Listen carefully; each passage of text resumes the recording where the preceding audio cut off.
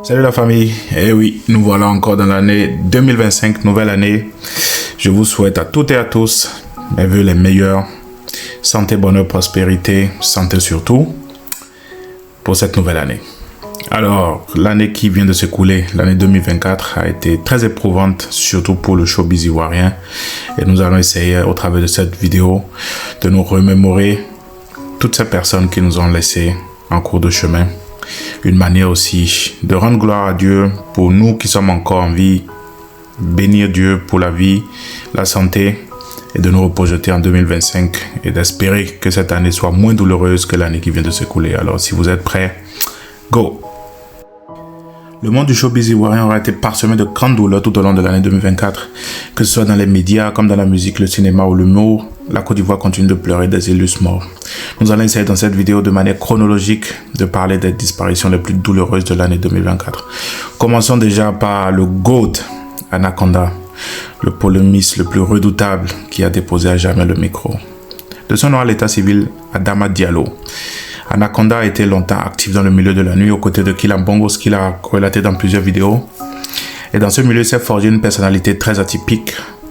C'est un grand autodidacte, en croire ce que disent ses collaborateurs, et ça se voyait aussi dans ses interventions. Il ne l'a jamais caché.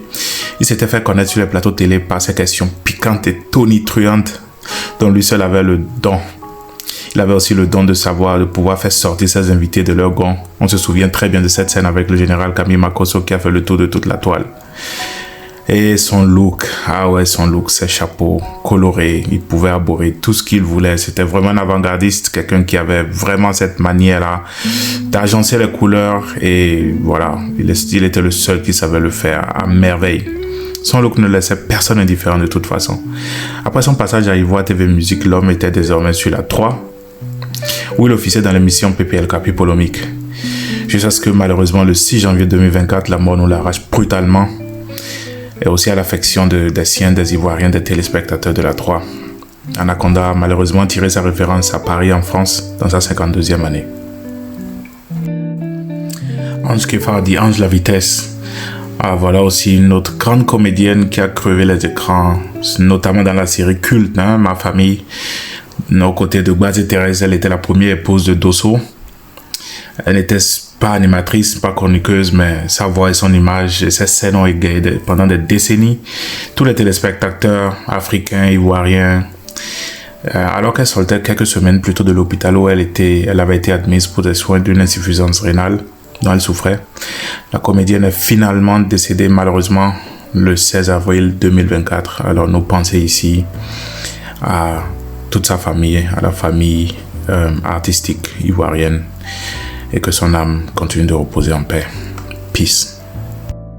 La Côte d'Ivoire et les admirateurs d'Anaconda ainsi que les téléspectateurs de l'émission Pi Polémique se remettaient à peine du choc lorsque notre douleur a été annoncée.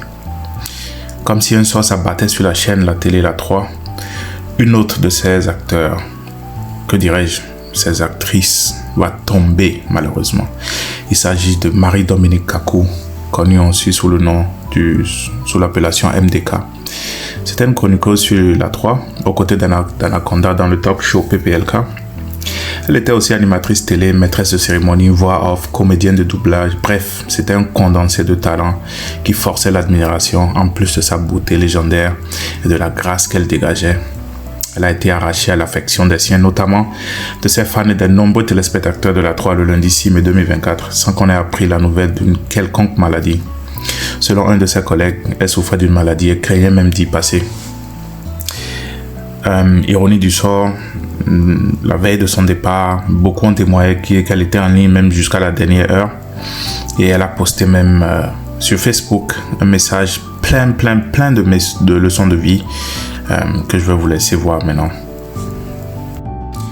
La vie, oui, c'était pas du tout facile, surtout du jour au lendemain de voir quelqu'un comme ça, plein d'énergie, quitter brusquement la scène. C'était vraiment un coup de tonnerre. Je crois que tout le monde a été abattu. Et une pensée encore ici pour sa famille de la 3, qui malgré tout continue quand même l'aventure, et sa famille biologique surtout. Nos pensées ici, que son âme continue de reposer en paix. Rest in peace, MDK. Alan Bill de Souza. De son vrai nom Alan Bill Kwame, connu plus dans le milieu du Zouglou sous le pseudonyme d'Alan Bill de Souza, il a rendu l'âme le jeudi 20 juin 2024 en France, où il vivait depuis plusieurs années. À la veille de la journée célébrant la musique, Alan Bill est l'auteur avec son groupe Esprit de Yop du célèbre titre Amougué, sorti en 1991. Oui, une grosse pète pour le milieu artistique, notamment le milieu du Zouglou.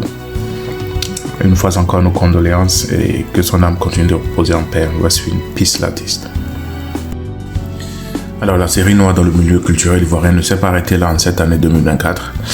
En effet, le mardi 2 juillet, une autre triste nouvelle tombe dans le milieu du showbiz ivoirien. Il s'agit en fait de la disparition brutale du Gros Bédel, qui s'est répandue sur les réseaux sociaux. De son vrai nom, Awa Bletchi Noël, le Gros Bédel s'est forgé une image et est devenu une figure incontournable du showbiz ivoirien. Seulement les mois dans le monde de la nuit, dont il était l'un des plus grands acteurs, car président du MOPEN, c'est-à-dire le mouvement des opérateurs économiques de la nuit.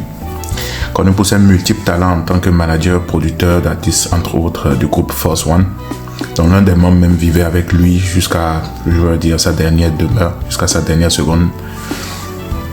Il a marqué le paysage culturel de la Côte d'Ivoire. Gros Bédel fut entre autres le manager du célèbre chanteur ivoirien aussi, DJ Arafat. Et rappelons aussi que c'est quelqu'un qui a forgé ses armes petit à petit. Il a suivi, il n'a brûlé aucune étape, il a suivi toutes les étapes comme il le faut, lui-même il le raconte dans les interviews qu'il a données sur plusieurs plateaux.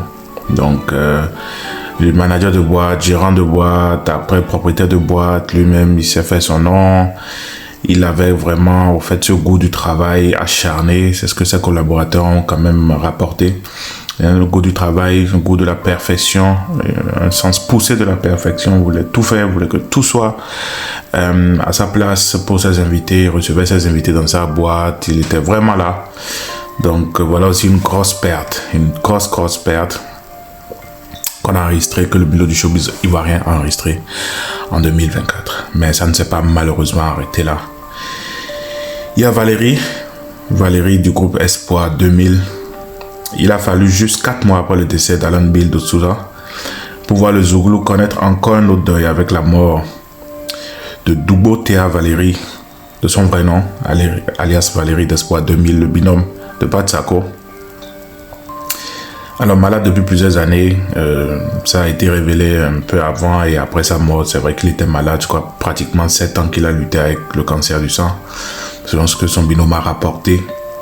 Il s'était retranché en France, notamment en Bretagne, à Rennes, où il vivait depuis déjà plusieurs années. Et pour pouvoir aussi avoir là-bas des traitements plus efficaces. Malheureusement, la grande faucheuse viendra le 12 octobre 2024 faire son œuvre en l'emportant. Nos pensées ici aussi à tous ceux dont nous avons parlé dans cette vidéo, et notamment de Valérie d'Espoir 2000. Nous avons tous vu ce que ça a créé. Il a même été décoré à titre posthume malheureusement. Et c'est là aussi un appel à tous nos dirigeants, à toute la population. Je sais qu'elle a fait sa part, mais surtout à nos dirigeants, de rendre les hommages qu'il faut à nos artistes, à toutes les personnes qui auraient marqué la société d'une manière ou d'une autre, à ce qu'on leur rende hommage pendant qu'ils sont encore en vie. C'est très important. Et oui, décidément, 2024 n'aurait pas été une année du tout facile pour le Zouglou, parce que quelque temps aussi après la mort de Valérie d'Espoir 2000, dont on a parlé tout à l'heure, il y a Joe Christie, Gogwa Christian à l'état civil, celui-là même qui se surnommait Joe Christie, et en réalité créateur du Zouglou au milieu des années 80, nous a malheureusement quitté le 1er novembre 2024. Son nom aura plané de nombreuses années durant sur le milieu Zouglou jusqu'à sa récente retraite après ses fonctions de gendarme. Il a tiré sa révérence le jour consacré aux saints, c'est-à-dire le 1er novembre, la fête de tous les saints. Une pensée aussi à son endroit à travers cette vidéo. Alors, en général, 2024, comme on vient de le dire, la douleur du décès de Valérie et de Joe Christie était fraîche quand une autre plus grande vint davantage plonger toute la Côte d'Ivoire dans la consternation. L'ex-compagnon de Chris Adjesi, dans leur groupe Two Boys, a affolé les réseaux sociaux à la suite d'une rumeur d'empoisonnement lors de son anniversaire il y a 2 mois. Cette rumeur n'avait jamais été infirmée, encore moins confirmée. Le jeune chanteur s'était toutefois retiré des médias et on apprendra plus tard, le samedi 16 novembre 2024 notamment, qu'il est décédé à la Pisa, où il était sous assistance respiratoire, malheureusement dans sa 30e année. Rappelons ici que Dan Marcel, mis à part le fait qu'il faisait partie du groupe Two Boys, qu'il malheureusement a éclaté, je vais dire ça comme ça, s'est reconverti ou a toujours montré son talent d'acteur, de web humoriste, disons ça comme ça, sur les réseaux sociaux, et était vraiment adulé par la jeunesse ivoirienne. Beaucoup qui le suivaient sur ces plateformes, et il faisait de très belles vidéos, de très belles apparitions aux côtés aussi de célèbres comédiennes, de web humoristes de la scène ivoirienne. Et c'était vraiment une grosse perte pour la jeunesse, pour la créativité en général africaine, et nos pensées ici encore pour sa mémoire, et rest in peace Dan Marcel.